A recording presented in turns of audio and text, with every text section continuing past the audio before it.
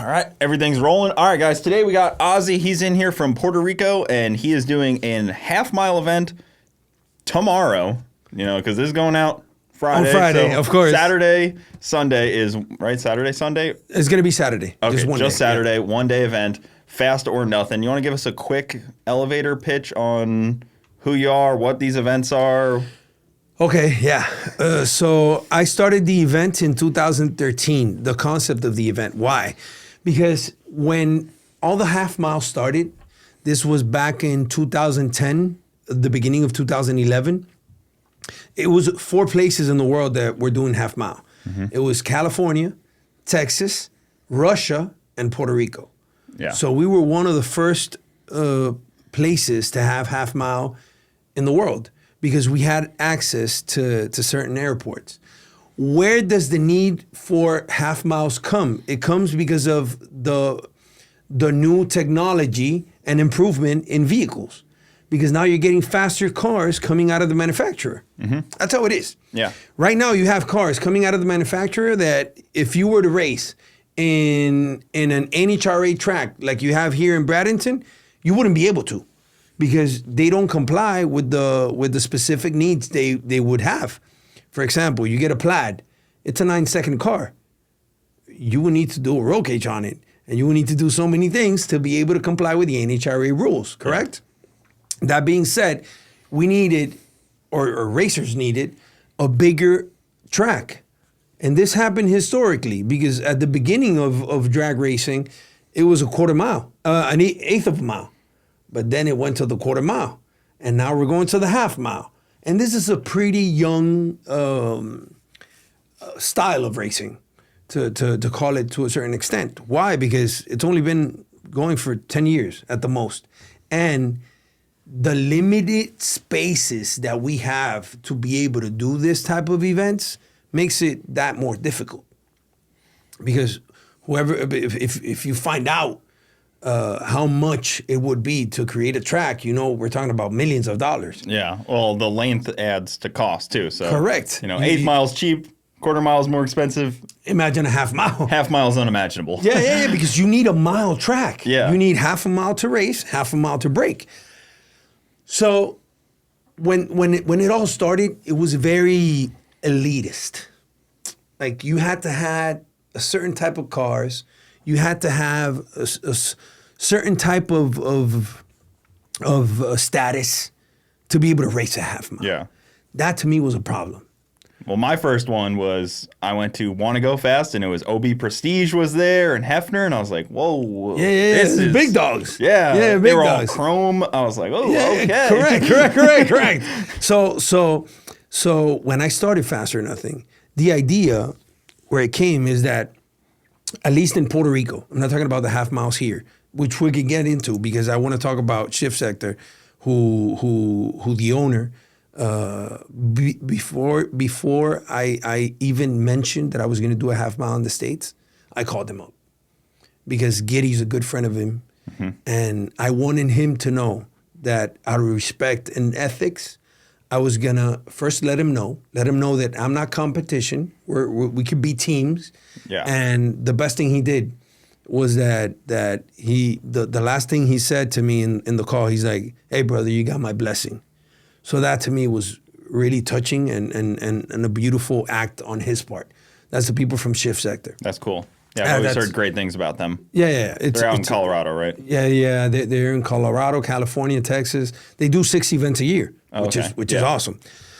So again, going back to Fast or Nothing, how did it start? Because the people that used to do the events, which I worked with at the beginning, doing all the media, if you had a car that was 2009, you couldn't race. In Puerto Rico? Yeah, that's how bad it was. You had to have a car that was 2011 or 2010. If you had a 2009 car, you couldn't race. Yeah. That to me was insane because at the end of the day, the fastest cars are the ones that got some research and development, test and trials. They're proven cars. You know what I mean? You got to work on them. So most of the cars that they were getting there were base status based, and they had to be the year of the event. And And again, to me, that was insane because we have a lot of freaking fast cars in Puerto Rico. So we're talking, what year was that event? 2011. Okay, so it had to be a 2011 in 2011? Yeah. And we're only talking like GTRs or Mustangs at that point. The Lambos GTRs, were still a little Corvettes, new. There was a lot of GTRs, a lot of Mustangs, Corvettes. Lambos were certainly new, but we had some out there. Gallardos and stuff. We had the Gallardos. We had Porsches. All of that. The 991s at that time. So again, to me, it was too elitist. And when I wanted to create something, I wanted to create something that was for the racing fan, for the fan of going fast. So my idea, and I'm going to tell it to you in Spanish, was I didn't care what type of status you had. I didn't care where you came from. I didn't care what car you had. All I cared was that you were rápidos o nada, which is fast or nothing. Even my limited Spanish, I got that one. Rápido, you're correct. Rápidos o nada. Yeah. I wanted him to be quick. Yep. Because we have really fast cars, like you might know. I used to cover events here in Bradenton. I used to go because I was with a team down from Orlando, and I used to come to Bradenton to the track. I used to be at the track in West Palm Beach. All those tracks we visited. Yeah. So we have fast cars, and to me was unacceptable that we weren't giving the opportunity for people to develop in this new style of racing. So that's how it was born. A car like yours, that to me is gold. And I'll tell you why. Because that's a fan car. That's the underdog. Those are the cars that people love to see. A Bugatti is beautiful. Yeah. To me, a Bugatti is a beautiful car. Work of art. I think whoever has it, I applaud it because it has taken them sacrifice in so many ways to be able to own a car like that. Mm-hmm. That being said, I needed an event that could unite these two people. The Bugatti that's going to do 190 in the half mile, and a Mirage from 1993 that just did 200 miles in my event in Puerto Rico. So I needed an event, an idea, a concept that would unite. It's probably terrifying in a Mirage, though. You're probably in there. No, listen. No joke. One of the things that we did when the car came back, a 1993 Mirage, I could shoot you the video so you can post it. We were looking for obviously the seat of the driver and the seat for the balls. Because he needed another seat. Yeah. To be able to, this motherfucker is insane. Oh, absolutely. 200 miles in a Mirage that my mom had when we were little. This guy's doing 200 miles. If it went 70 miles an hour, that was too much. Yeah. So again, I needed a concept, an idea of a story behind uniting the Bugatti and the Mirage in the same place.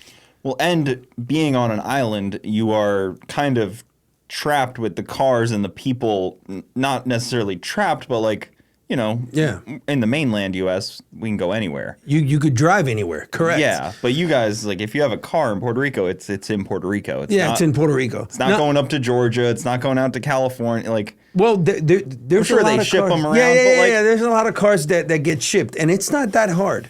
I was actually talking to Justin White that he introduced us, and he was like, I think people in the States don't understand how easy it is to ship cars over there.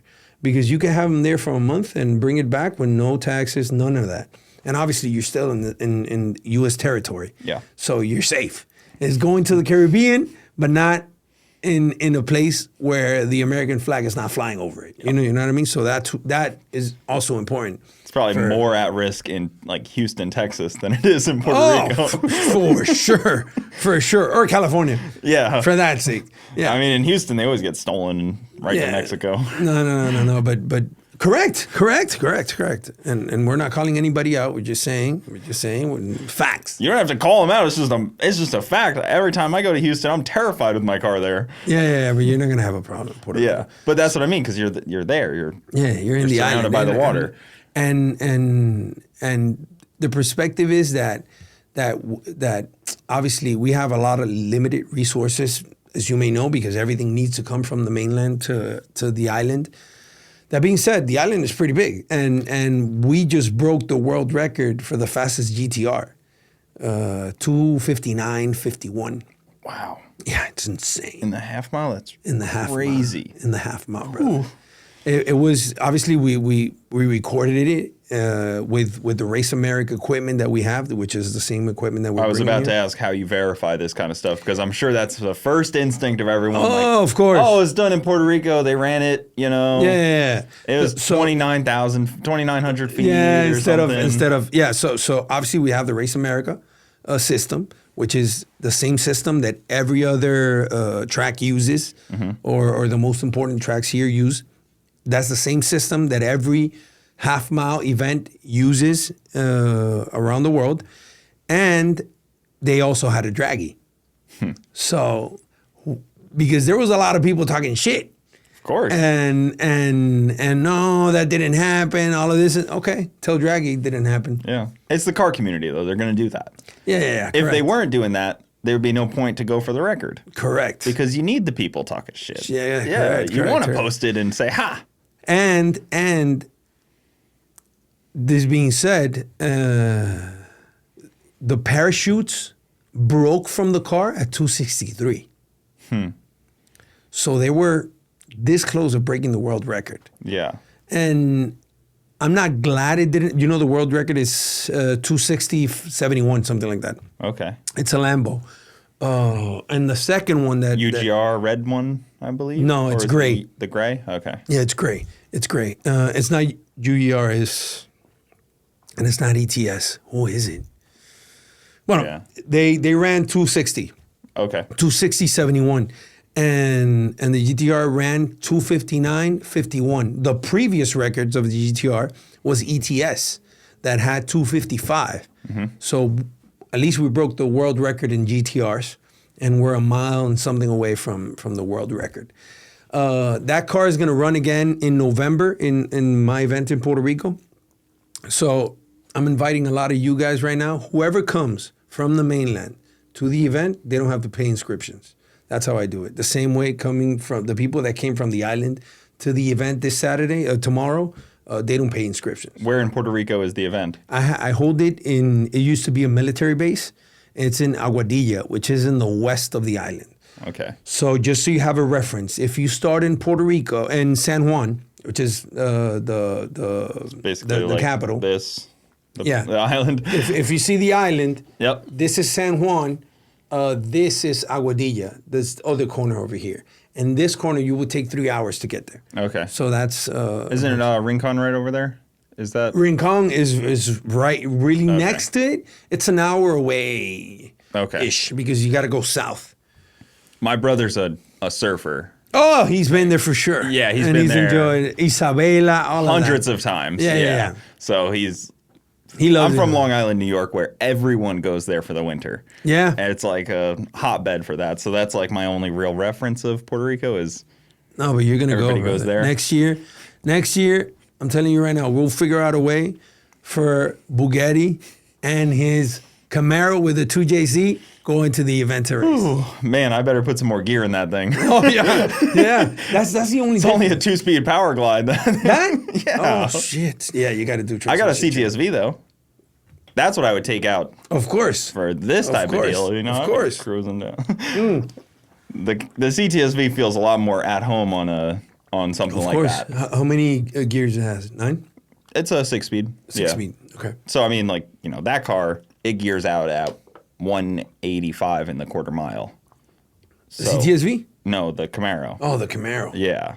So that thing would gear out in a half mile if I could put the power down, but that would be if the all-wheel drive cars normally have the advantage on that deal.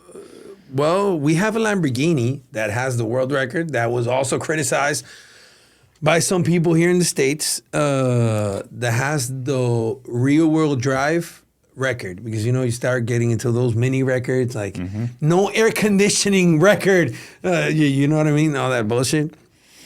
All those racers like to talk shit about. Everybody likes to have their one thing. Their one thing. So this is the fastest rear-wheel drive Lamborghini, and he did 232. So rear-wheel drive. Yeah, it's not. That's if you decent. Put it down. There's a 2JZ Supra that holds the record right now for the fastest 2JZ in the world. He did 214 in Puerto Rico. That's 214. Rolling. Yeah, I'm sure the traction control was working on that thing. See, that's where the difference is. My pilot. My car's not set up for half mile, so it's just you let off a button, and that's where it works. I don't know how it would work. I've roll raced with it before. Yeah, but we can find a way. We'll find a way.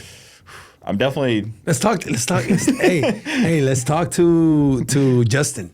He'll help us. Yeah, we'll figure out a way. But that car over there, bro, it's gonna be insane. That's like bringing Gringoterra. I'm dying to bring this guy to the island. Obviously, he was raised Miles. He was raised in Dominican Republic. Yeah. So he's very fluent in Spanish. Yep. And we've talked a bunch of times, but having that 4-cylinder do 218 in a half mile like that, it's fucking insane. He uses that car a lot. I know. He's been on the show before too, and he uses that car a ton. I was just with him at World Cup.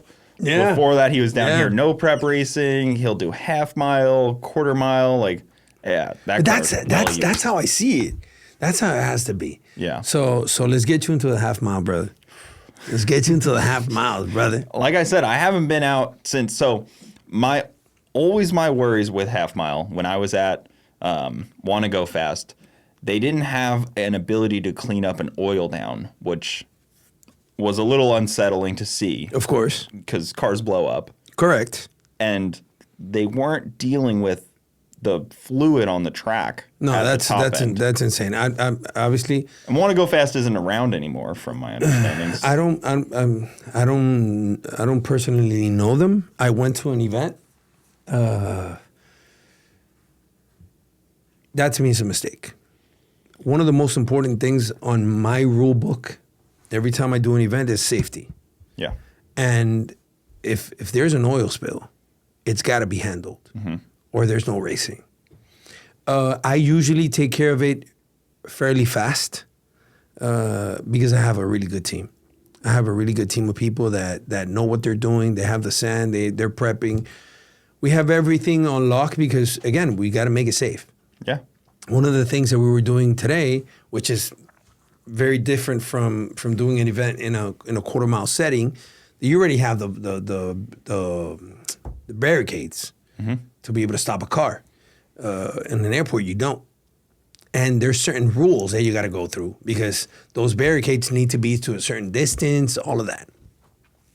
The good thing about racing in an airport is that the closest barricade to you in the area that I usually put it, and I'll explain to you how I usually manage that, is 300 feet away. So you're not hitting the barricade. Yeah. Unless you don't stop. Unless you continue with your foot in the pedal. Yeah, you have plenty of time to figure out how to stop the car. Of course. Yeah. Take your foot off the pedal, control the car, and go back and do it again. Even if it gets stuck at throttle, you still have some time to Of course, to manage it. Yes, yeah. yes. And people that are stupid usually make that mistake of trying to control it. One of the biggest difference that I've heard, I'm not saying that it's the as it is, but one of the biggest differences that I bring to the half mile concept into the racing world is that I think a lot about the entertainment. There's always entertainment. Example, if there's an oil spill that we've had in previous events, mainly two, we have drift cars. So while they're cleaning, I'm giving away drift rides in the middle of the track.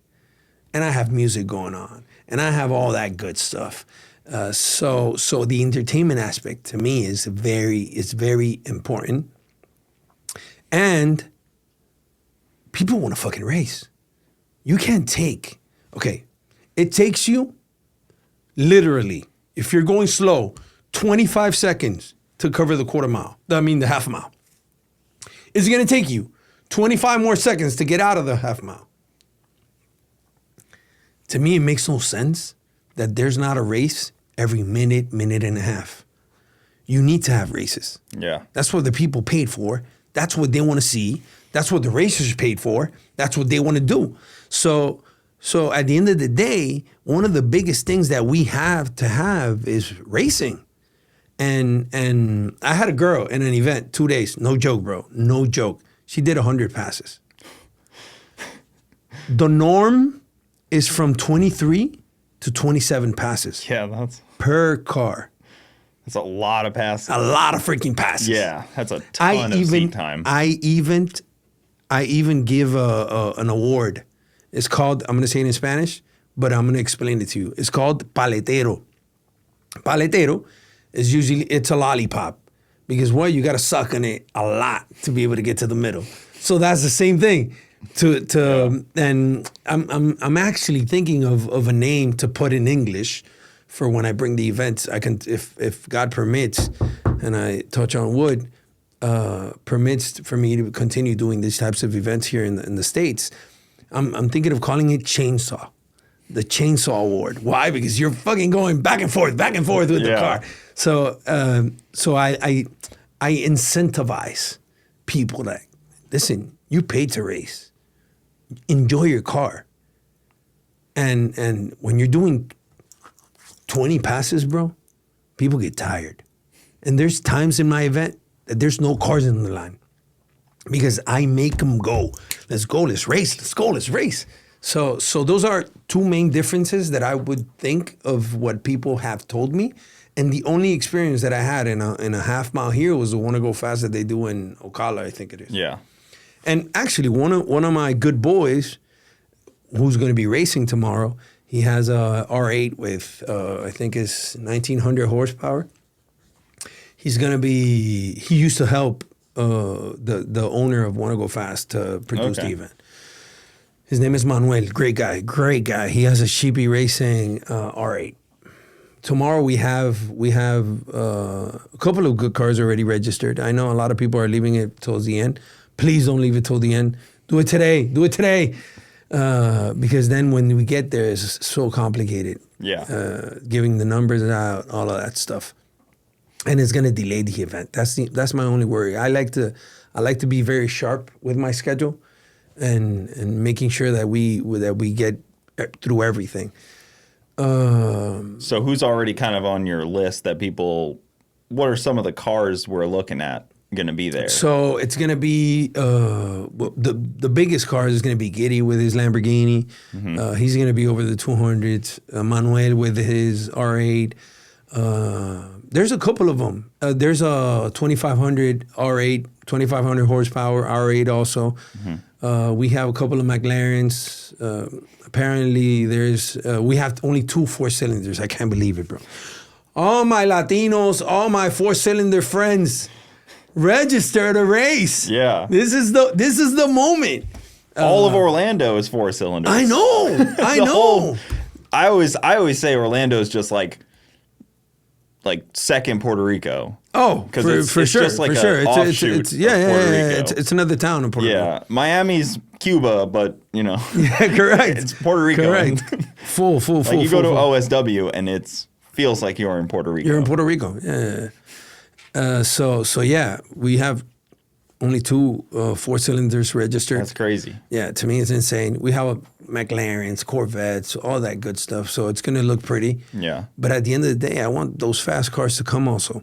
Well, a lot of people like to see how their dream car stacks up against of course. somebody's basic bolt-on or like even a mildly built. Some of these cars, like you see like a 2006 Corvette running down a brand new McLaren, and you're like, oh. Correct. I have the guys from Ricky Lola, they have Corvettes, and they have the fastest Corvette in the world. It's the fastest C7 in the world, I think. Mm-hmm. I think he's doing 7 seconds or 8 seconds, something in the quarter mile, and he's doing all the setup for the half mile, so that's going to be good. Okay.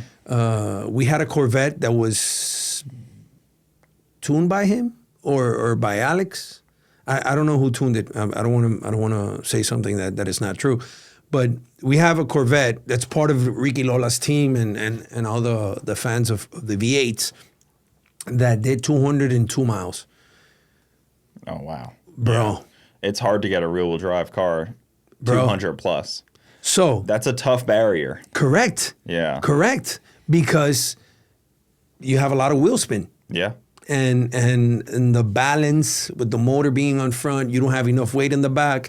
It gets a little complicated. So the setup on that. So this guy, the pilot, the driver, he puts fourth gear and it spins, but he controls it. This guy is a magnificent driver. He controls it, steps on it again, 202 miles. It's a great run, a great pass. Let me see if I find it too. Well, you've seen it with Supras where it's like, it's tough. It's tough for the Supras to get there. You know, like they make all the power in the world, but once they hit that aero wall, the aerodynamic wall starts to kind of push back on them. Correct. That's why you've seen so much with Miles with the Gringo Integra. He's done so much aerodynamics. That's where it is.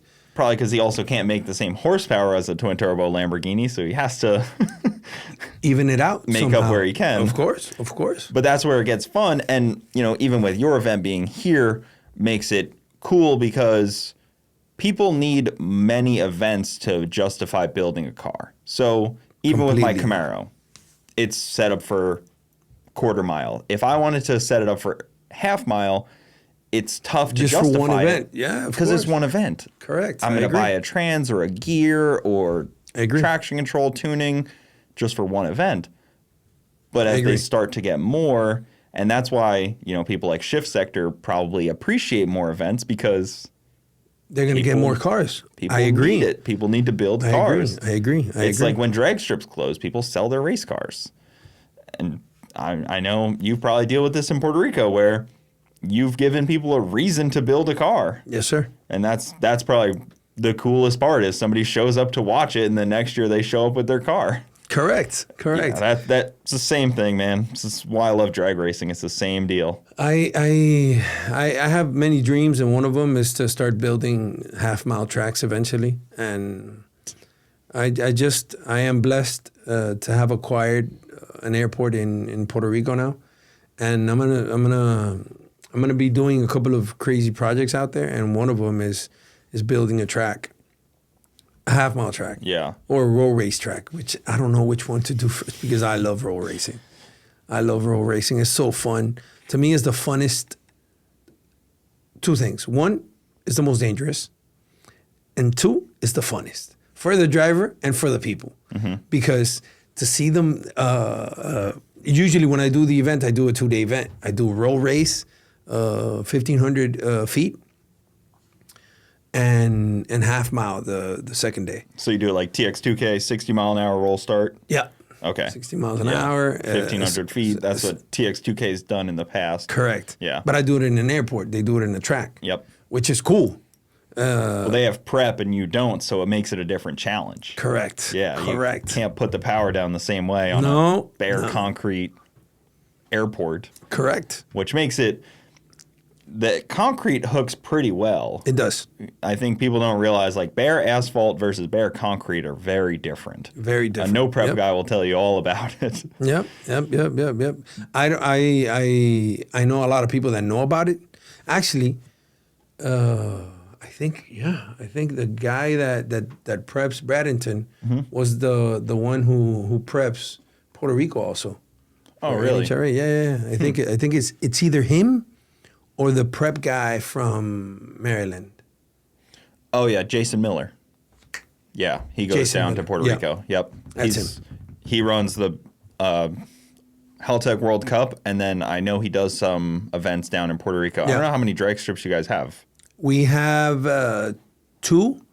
One of them closed down, and now it's getting built to a road race. Oh, okay. At least it's something. Yeah. At least it's and we have another. No, I'm lying. We have an 1/8 of a mile in Arecibo, which is on the north. We have the road race on the south, and in Ponce, and then we have a quarter mile in Salinas. And the event that I do is in Aguadilla, and soon we're going to be doing it in the east of the island also. Okay. So to explain for my mainland American brain, and probably a lot of listeners, what is the car scene in Puerto Rico kind of like? Because, you know, I don't know how many high-end cars or what kind of cars people are building, how similar it is to here. You know what I mean? Okay, let's do this. You're going to edit this, right? No. No? Is it going to be straightforward? Yeah, I just run it. Okay, because I could send you a video. Can we put a video back there if I send it to you? I can put a video on it over this. I mean, okay. If you'd like me to. Let's do this. Yeah. I'll answer the question once the people see the video. Okay. I'll put the video up. Right about 34 minutes in, I'll put a video for the Puerto Rican car scene. And you'll see what Half Mile, what Fast or Nothing is all about. Okay. So yeah, that's what Fast or Nothing is all about. But like the greater car scene, I guess, of Puerto Rico. There's everything, brother. That I think it's ingrained in our way of being. We're very into cars, bro. Like every style of, you have the lowriders, you have the exotic cars, you have the quarter mile guys. Who's ever been to Haltech World Cup knows that usually that event is Puerto Rico against the U.S. and the other islands. Yeah. Puerto Rico against Jamaica, Puerto Rico against Canada with all these people. So our car scene is humongous, and we have some of the best mechanics in the world, and you have those mechanics racing and flying and competing in Australia, in Dubai, all over the States, which are like the main three racing world. Yeah, it's the spots for racing. Those are the main. So they're going everywhere. Mm-hmm. And now I've gotten some of those people because of the frequency that we're doing the events in the island, the half mile events. I gotten some of those people to start racing half mile. For example, Rafaelito Racing. You know them, the 13B, the fastest 13B. Oh yeah. Rafaelito Racing. So his son with a 13B now is racing. We had 5 rotary cars in That's our it. event. I figured there'd be more. No, there was only 5 because no one was giving them the chance. The rotaries in Puerto Rico, they tend to go together pretty well. I got one of my closest friends builds rotaries, and he happens to also be Puerto Rican. Oh. What a coincidence. Yeah, it's just how it works. But mind you, they weren't letting them race. So now when they see something like the Mitsubishi Mirage doing 200 miles, they're like, hold up. A rotary could go up there. Of course they can. Yeah. All you need is a good gear ratio, transmission. Challenge them a little, like, you guys can't go 200. Yeah. No, I had a race that I have the picture to. And obviously you could add that on the bottom of a 13B and a 20B racing in my event. They wouldn't let them race. They wouldn't let them have the space. Again, I don't care what type of car you have. As long as you comply with the safety measures that I put, which are the same thing that you would want.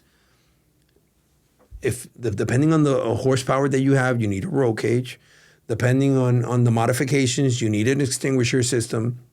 You need to have a neck brace, a helmet, a suit if you have one of those big, powerful cars. Yeah. If you have a car that you just bought, like a Tesla, for example, long pants, seatbelt, and a helmet.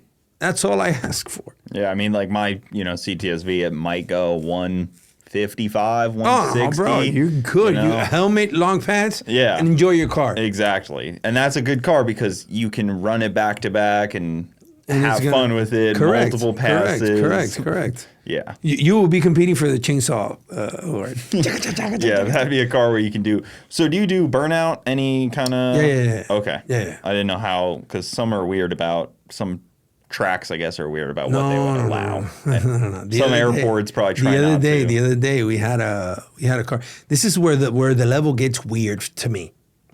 I have a drift car. I have a 350Z, and I have a GTR. Those are my two. And I have a Mitsubishi Eclipse. 4G63. 4G63. Okay. The 4G63 motor that I had for one of my movies, because I also do movies and all that crazy stuff. And those are my three like sports cars or race cars. Is it an R35 GTR then? R35, yeah. Okay, yeah. And I like to drift. I like to make smoke. I like to do donuts. I like to break tires. I like it. Like that's my thing. But the other day, I'm here shooting the commercial, and I get a Rimac Nevera. Have you heard of that car? Yeah. Okay. Full electric, all-wheel drive, fastest as fuck. Fastest car you'll probably ever experience. So, I'm there. The Rimac Nevera gets to the event, and the owner, Todd from Naples, we could tag him in the video. He's like, I like to do donuts, and I'm like, say what? What was that? $2 million hypercar? Correct. Yeah. To me, was like, what the fuck is going on? They have a drift mode. Correct. Yeah. Yeah, but I didn't know that. I know. It's crazy that they put that in there. Listen to me.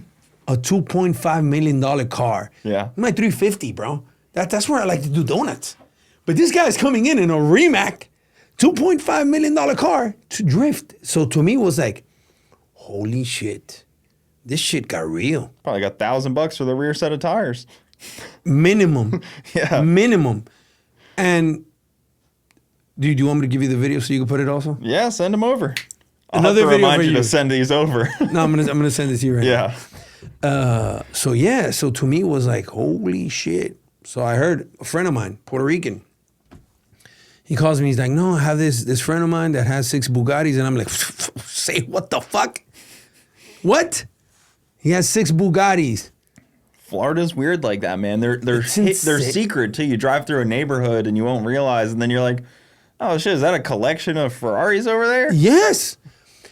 So again, to me, it was like, it's a different level. People have really big cars in Puerto Rico. They have 918s,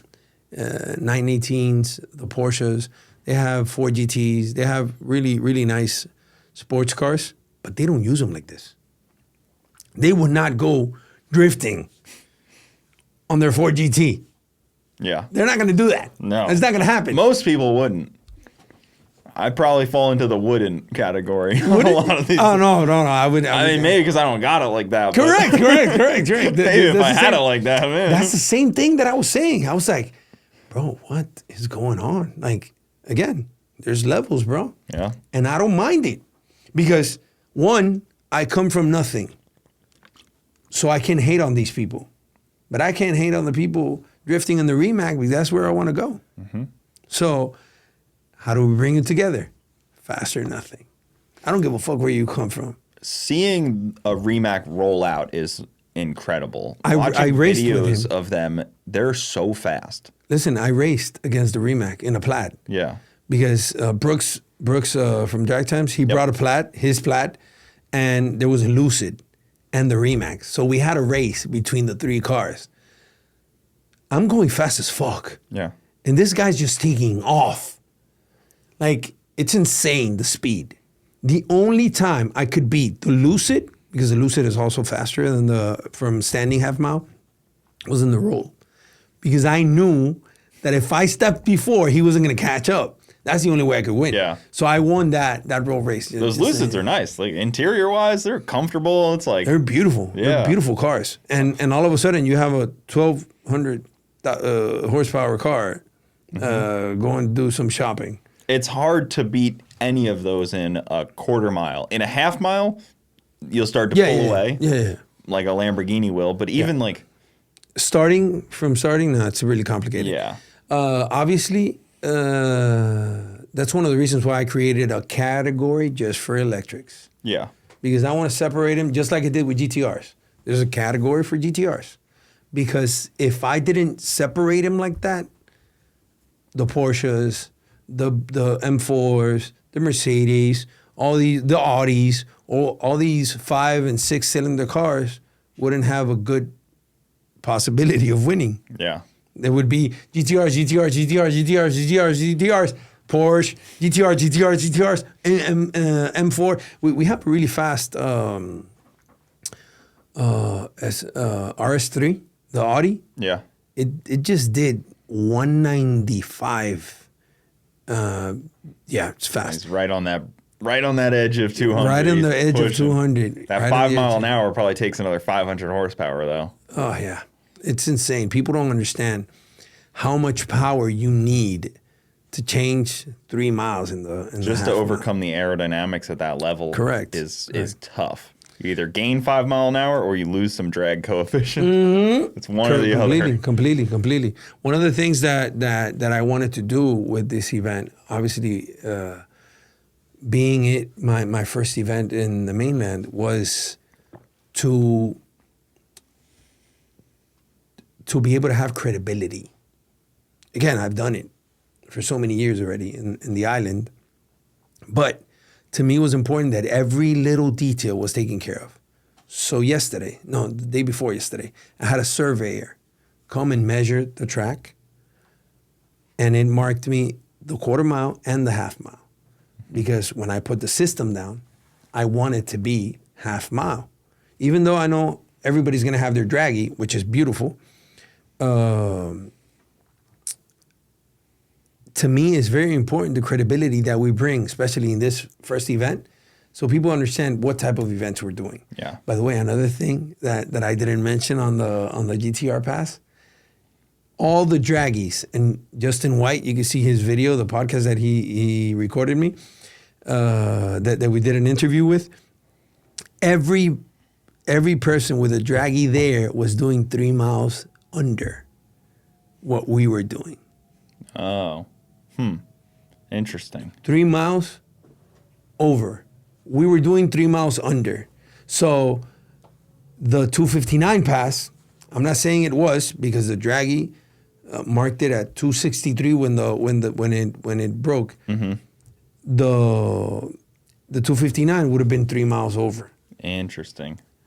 And it's not me saying it. Need to put a couple draggies in there, more than one. So on a pass like that. So they did. Seven of his cars,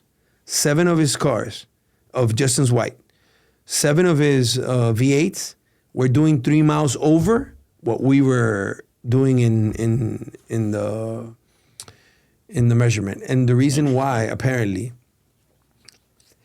the draggies work with a satellite. It was cloudy. I'm talking about no sun, all clouds over us the whole day. It works through satellite. So apparently that difference of 3 miles that they were getting in the draggy, because they came to, hey, we're getting 3 miles more in the draggy. It's like, you could get 3 miles more in the draggy. The system, the Race America system, it's perfectly placed, and it's the half mile. So if the draggy is giving you 3 miles, call it 3 miles. We go with what the system is saying. But people asked us, like, why is my draggy giving me 3 more miles than your system? It's like, because our system is set up here with a direct line of contact. Yeah. And the draggy is being sent from the space, which right now you could see there's not a really good connection. Well, even that, people can look it up, but after 2001, there was laws made to make GPS less accurate on purpose because of some 9/11 stuff. Oh, for real? Yeah, so like you look on your phone and sometimes you'll like move a couple spots, but when you're moving, it's different. Oh, that's interesting. There's real laws written about this, about how GPSs have to operate. Oh, that's they used to be better, brother. I didn't know that. It's weird. It's kind of an odd situation, but could be part of it as well. all of it plays into, do you bring draggies with you? So like if I show up without a draggie, some guy shows up without a draggie, you got any with you? They usually exchange with different racers. Makes sense. They're like, hey, can I use your draggie? Yeah. Go right ahead. Usually the faster cars are cooling down for some time. Correct. Cycling through. Yeah. Yeah. Getting that ice. Mm-hmm. So how do you do it for levels? So do you do it by speed? How do you give out trophies, rules? I give out trophies for certain. I created something that I'm very proud of. I created an application that reads what Race America gives. Okay. So the application, let me go. Do the racers download that then? Yeah. Oh, cool. The racers have access to this application right here. Okay. Right? Fast or nothing? Fast or nothing. And you have everything. You have, for example, your garage. This is my garage. Mm-hmm. So I have my profile picture, I have an up picture, some of my cars, and I go here to the garage zone, and you see all the racers that I've already registered. And you can check out everybody's garage. Cool. You go here, and you go to the event. So let's say I was to register, I will go directly here. Once I created my garage and went through the process of inscribing myself to the application, I go to the register, I register. Once you create your account, you don't need to do it again. So every time you have an event, you come here, you register, and this application saves everything. So these are all the events that I've done till now, right? So let's say I want to go to this half mile, which was the last one that we had. I want to see the tournament, the fastest overall. So we go to fastest overall, and it holds all the speed from the fastest to the slowest. Good for you, man, because that's freaking awesome. As a racer who goes to a lot of events, like that kind of stuff's... Thank you, brother. That's important, and that's nice to see. Okay, so you have the fastest overall. Let's say Paletero, which is the one that I was telling you. Mm-hmm. How many passes he did that day. So the fastest of that day did 18 runs. The most runs that day. That's a lot of runs for a fast car. Yeah. The fastest female. You go here and you get the fastest female did 192. Wow. Her name is Jenny de Torres. So you have your name, your picture, the trophy there. Obviously, you get a physical trophy also. Yeah. Well, and it creates a community around it. Correct. Yeah. Correct. So by driver, if you go here, for example, and you want to see, okay, let me get to this car. By driver, let me see the details. So this guy did, let me get this one, details. So this guy did 6 runs, and you get each and every run with specifics and a graphic of where you did good, where you did worst, all of that. And you get, for example, 150, 148, 151, 153, 153, 152. Those were his 6 runs. You get everything. And the lane you ran in. So he ran all his passes in the left lane. That's another cool thing about the application. So you hold everything. And the categories are undefined, which right now is only motorcycles. I want motorcycles in the event, but this first one, I am limiting the possibility. Yeah. Even though if I get somebody that I know that has been recommended, that this guy's a serious racer, this is not some douchebag that wants to come and test his bike, because obviously, as you can understand, you are the chassis of the motorcycle. So if you go flying, you go flying. It's bad. Yeah, you want like a real rider. Yeah. So we have the category of the GTR, electric hybrid, 10 plus cylinders, 8 cylinders, 5 to 6, which would include all those cars. So those are all the classes that you give a trophy out for. 4 cylinders, and then the fastest overall, and the fastest female. And I give a ring out. The fastest female gets a ring, and the fastest driver gets a ring. That's cool. Yeah, let me show you the ring. I'm sure Giddy's trying to get that one. Oh, you know for sure. He's got trying to get that lineup of wins in his life. Listen, there's some big racers. There's some big racers coming. So Giddy has some competition, which I love. And he loves too. He's excited. Look, this is the ring. It has the Florida logo and everything. Oh, that's cool. Yeah, that's real cool. So the ring, I'm going to send you that so you could show the people too. So yeah, brother, that's what we're trying to do. We're trying to do things different. So obviously people can still make it out if they're watching this now. What does it cost to go run? The cost to run includes the driver, a companion, the car, lunch, and refreshments all day. Oh, wow. And you have a VIP area for racers where you have access to watch the race. For example, your companion is going to be able to sit at a VIP tent and watch you race. And then he'll go to the pit or whatever. It's $575. Okay. The reason why that is because insurance and the cost of everything that has to do with the just airport. Renting the place, yeah. Yeah, it's insane. And I mean, you were dealing with the city and everything. I'm sure it's a nightmare. Everything. To go watch the event, it's only $35. Cool. And kids under 10 get in free. Okay, awesome. That to me is very important. Again, like I said, I want to unite families through the event. So that's my way of doing it. Obviously, this being the first event, we haven't had that much impact, to be honest. Takes time. It takes time. Takes like time. Everything. Yeah. So hopefully we get a lot of racers today or tomorrow. There's still plenty of time. Avon Park. It's like right in the center of Florida too. It's in the center of everything. Like when I thought center of Florida. When I thought about it, I was like, this is perfect. Yeah. Because it's an hour away from Orlando, an hour and a half. An hour away from Tampa, an hour away from Bradenton, and 2.5 hours from Miami. So I'm like, fuck, this is good. Mm-hmm. You know what I mean? It's a good location. I think it's a good location. Obviously, first time is always going to takes time to get an event off the ground. Correct. But I could see in a few years of this becoming a huge thing if the airport plays ball for a long period of time. You know how there's always a variable of someone else. There's in always everything. A variable. So I think the people from FAM, who are the new sponsors for the airport, they're very inclined to, and they understand the importance of an event like this for the area and for the people. Yeah.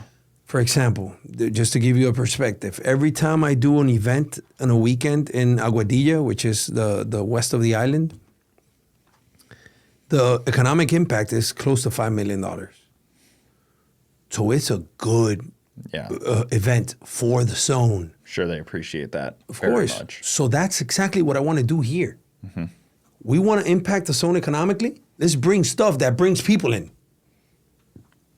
So I'm thinking it's going to be good. And at the end of the day, this is the beginning of a lot of good things that are going to happen because,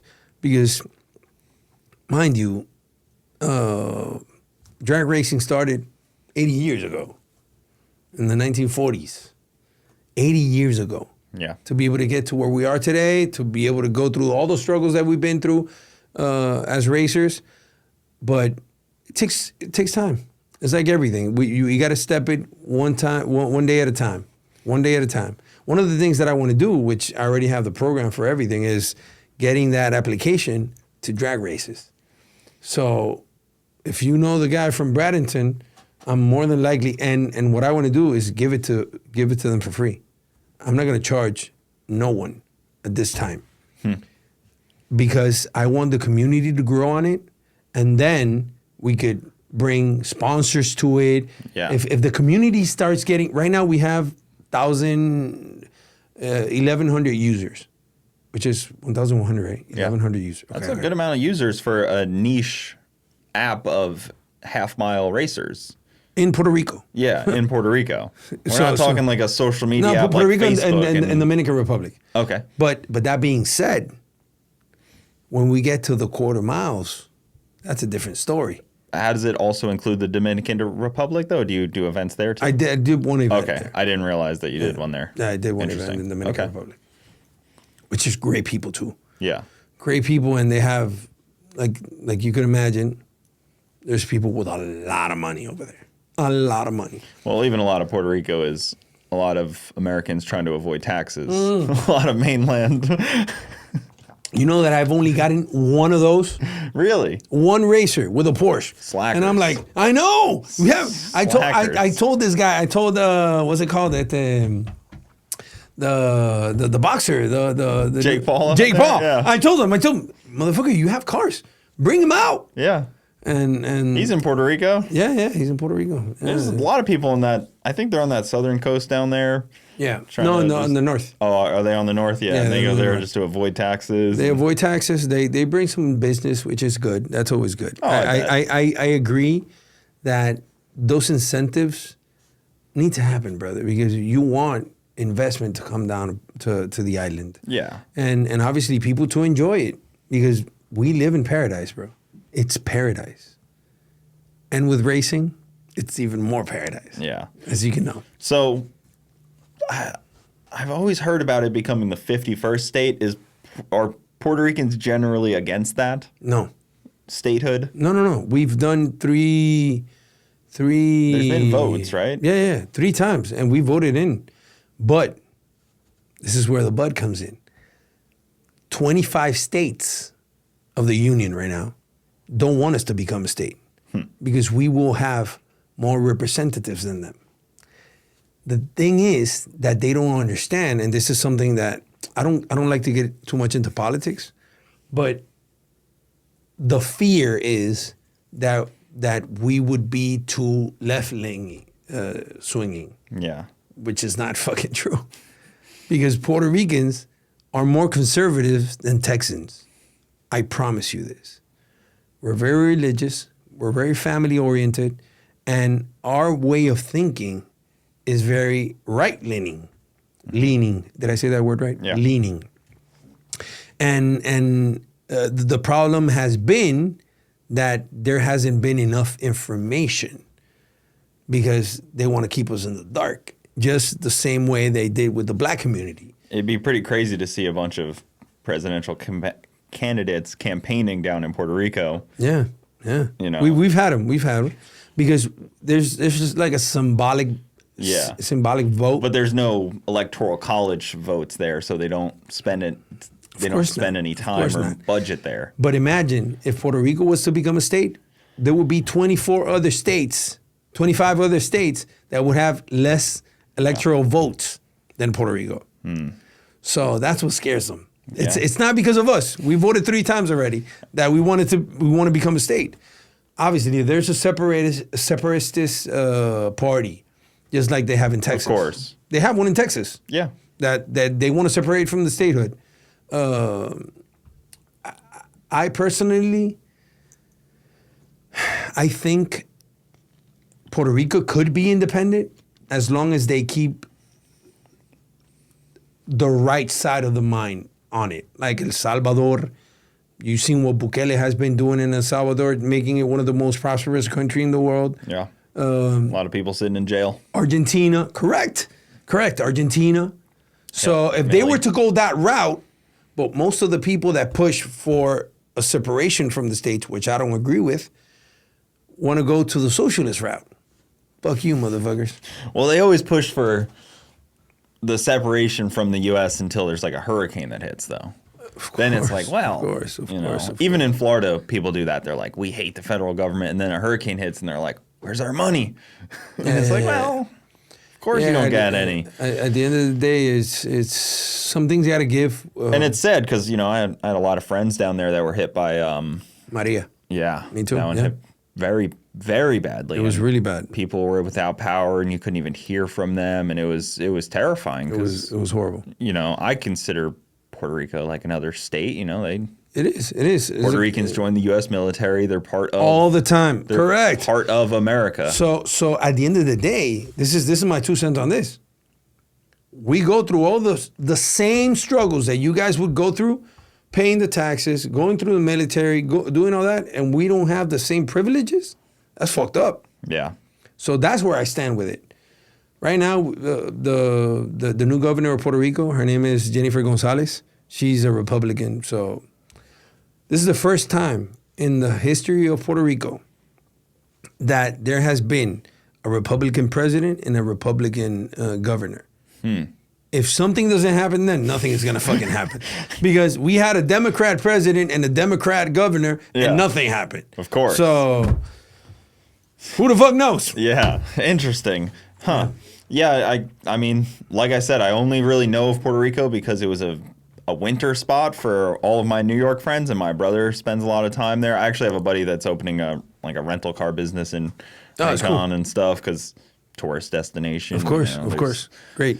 There's great money to be made in a tourist destination. Of course. And even my uncle actually passed away in Puerto Rico because that's where he wanted to pass away. He loved it so much. He had cancer, cool. and him and my dad were down in Puerto Rico and San Juan for his last moments on this earth, and it was very special for them. That's awesome. That's awesome. That's great. My dad has a strong connection with that as well. Oh, yeah? His brother was, him and his brother were there for his last bro. moments. The surfing in him. That's beautiful. Yeah. That's beautiful, brother. Maybe it'll become a state, maybe something like that. I was actually thinking, you say all this about party, like your event's a party, and I feel like that's also the Puerto Rican is.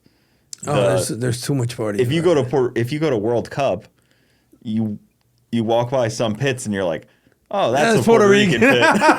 Because they got the music going. They have like 5 guys barbecues. There's that's like a stark difference. But it's great. Like they're loving it. They're pulling an engine, but everybody's fired up doing it. They got a smile from ear to ear. They're like, it's family, bro. This is the best day ever. It's family, bro. Even though I got a blown up Honda. This is still the best day ever. It's cool, man. It's a great community. Yeah. I love it. Maybe eventually I'll be able to make it out for the half mile down there, because now that I'll have in November, I'll have almost a 2-year-old boy. Yeah, that's a compromise. You guys saw it. We shaked on it. Yeah. Well, good deal, man. I know you got a long drive. This was a lot of fun. How can people get to find you, find tickets, find the event? What website? Where can we put links down in the description for everything? Social media. Usually most of the people have Instagram. It's Friger, which is my last name. Friger. Friger. Fast or Nothing, at Fast or Nothing. That could be on Facebook, Instagram, and on YouTube. Fast or Nothing. Any links I'll put in the description. So cool. FONtickets.com. FONtickets.com. Okay. That's where you get the tickets. If you buy them through FONtickets.com, it's going to be cheaper than buying it at the door. At the door is $40. If you get them online, it's $35. Okay. Kids under 10 get in free. And if you want to register and create your garage, you go to fasternothing.com. Fasternothing.com, you'll create your garage, you can register, you can do all of that. FONtickets.com, you get the tickets for the event tomorrow. That's awesome, man. Well, guys, go check it out. If you're in the area and you got a family and you want to bring them by, I'm sure there'll be McLarens, Lamborghinis, all the cool stuff. All that stuff. Kids just go crazy over that, I'm sure. So we have bouncy houses for kids. We have food truck park. It's going to be fantastic. It's going to be a great family event with a lot of racing. Good deal, man. Thanks for coming on. That was a lot of fun. Thank you, brother. Next time you're here, we'll definitely have to do it again. So. Thank you, brother. Thank you so much for that. See you guys next. Hey, Florida, the event that is going to revolutionize the racing scene has just arrived.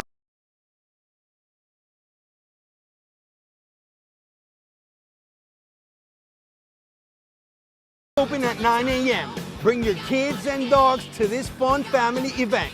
Food truck area, dog rest area, car exhibition, and racing all day. The fastest and most exotic cars in the East Coast will be present at Fast or Nothing. Come join us at Avon Park Executive Airport, December 7th. Racers, register today at www.fastornothing.app. Tickets on sale on FONtickets.com. See you guys next time.